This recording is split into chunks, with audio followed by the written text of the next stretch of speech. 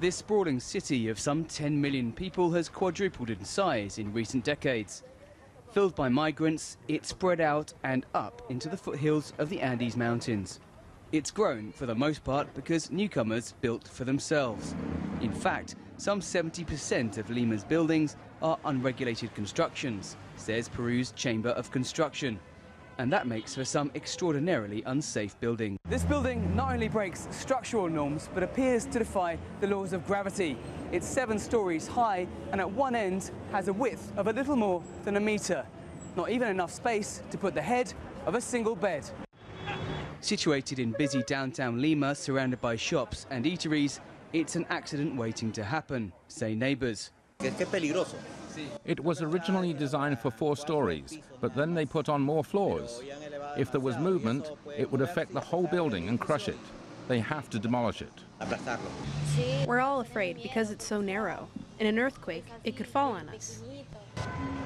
Lima's town hall has reacted by shutting it down and listing it for demolition. But in the majority of cases, the buildings have not been expected for earthquake resistance. Only 3 out of 10 formal constructions are technically supervised, says the capital's Architects Guild. We have very good laws about earthquake-resistant construction.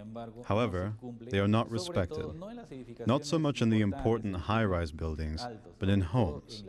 That's where we have the problem of self-built construction. What's more, older buildings fall outside new structural regulations, which were updated after a 7.9 earthquake hit Peru a decade ago.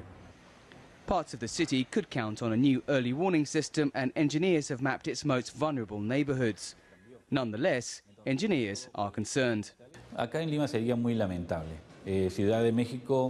Here in Lima, it would be bad. In Mexico City, it appeared they were better organized due to being hit hard in the past. If that happened in Peru, with its hundreds of thousands of informal homes, we would have a big disaster. These buildings were gutted in Peru's last big quake, which barely affected the capital. More than 500 people were killed. Next time, it could be much worse. Dan Collyns, CGTN, Lima.